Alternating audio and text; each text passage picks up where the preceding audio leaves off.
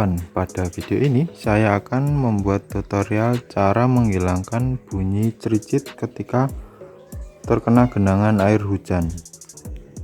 Jadi mungkin teman-teman pernah mengalami ya, ketika hujan terus roda ini menerjang genangan air yang banyak, tiba-tiba bunyi cericit ya ketika AC posisi on. Itu kalau hujan biasanya AC harus on ya biar nggak ngembun. Nah disitu terdengar bunyi cericit gitu kadang-kadang ya. Nah ini berasal dari panel AC teman-teman. Nah letaknya di sini. Bunyi itu berasal ketika AC on ya, AC on, jadi magnet fluid ngunci, kemudian di sini terjadi hentakan pada panel ini sehingga bunyi cericit gitu. Nah disitu ada dua macam penyelesaian teman-teman. Jadi ada dua cara untuk menghilangkan bunyi itu. Bunyi itu berasal dari sini itu ya, kompresor ini yang di bawah ini, kompresor AC. Nah cara mengatasinya ada dua, yaitu salah satunya adalah dikencangkan. Namun tidak melulu dikencangkan itu adalah jalan yang baik untuk menghilangkan itu, karena akan saya jelaskan dulu bunyi itu asalnya dari apa. Nah di sisi sebelah sini ini adalah alat atau tuas untuk mengencangkan bel ini. Nah, kadang kita kencangkan pun masih bunyi, padahal kekencangannya sudah standar ya, seperti ini. Ini sudah standar namun masih bunyi. Nah bunyi itu diakibatkan oleh karet yang sudah keras dan waktunya ganti ya. Saya ulangi, karetnya ini sudah keras dan waktunya ganti, sehingga kalau dikencangkan terus nanti akan berakibat pada bearing-bearingnya yang kalah. Nah jadi kasihan ya, disitu akan terdengar bunyi berisik atau dengung kalau dikencangkan. Jadi di sini saya menyebutkan ada dua cara, yaitu yang satu adalah dikencangkan kalau karetnya masih agak lentur ya, agak lentur, belum terlalu lama, umurnya masih kurang lebih 2 tahun masih bisa.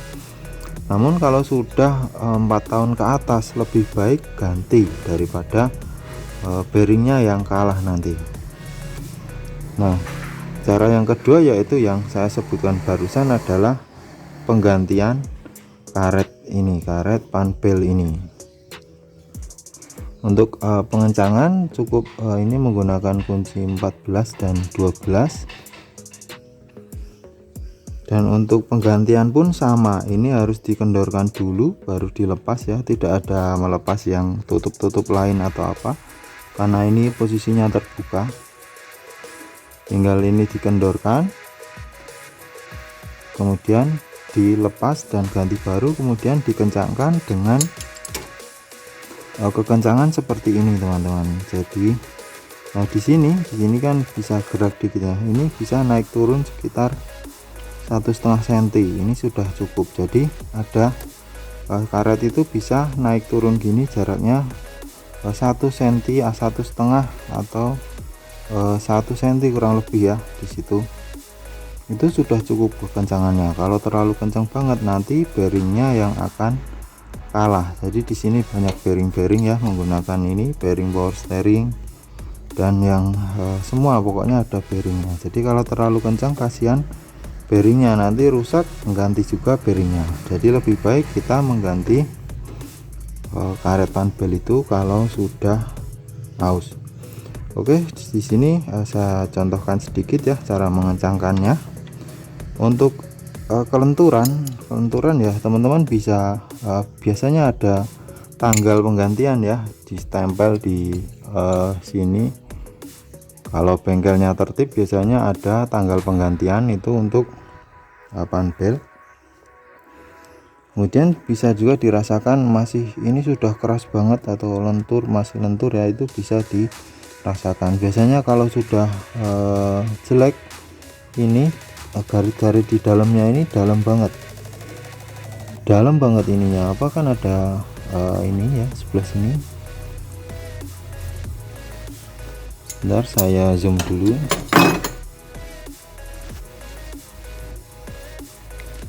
Nah ininya akan dalam sekali kalau sudah lama umurnya.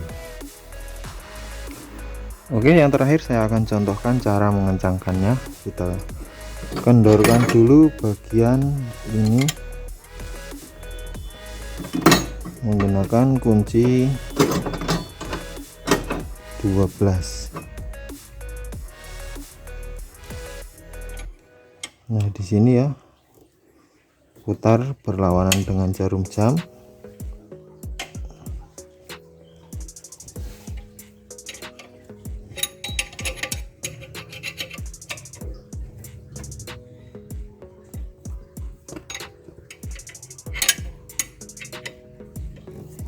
Sampai kendor. Kemudian di sini kalau mau kencangkan ini berarti diputar ke searah jarum jam ini, pakai kunci 12 juga. Kalau ngencangkan biasanya cukup dikencangkan aja ya. Kalau mau ngendorkan biasanya harus mengendorkan bagian ini bawahnya menggunakan kunci 14, harus ngolong ya di sini. Kalau mengencangkan kita harus kendorkan di bawahnya alternator ini. Nah di sini ada kunci 14, itu adalah dudukan dari alternator.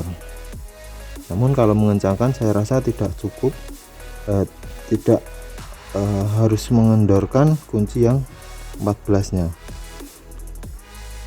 Ya saya ulangi sekali lagi ya, ini kita kendorkan. Kalau mau mengencangkan ini tegangan timing bell ini kita kendorkan, kemudian ininya kita kencangkan biar narik. Ini nanti posisinya akan ke sini dikit aja, paling sekitar 3 mili cukup.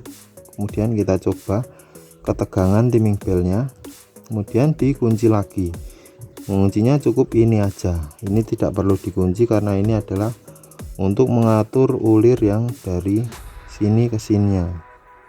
Ini aja yang dikencangkan. Kalau mau mengendorkan, nah ini dikendorkan, putar berlawanan jarum jam, ini juga dikendorkan. Kemudian yang bawah menggunakan kunci 14 dikendorkan, nanti ini akan narik ke sini kalau mau mengendorkan atau mau mengganti timing bell.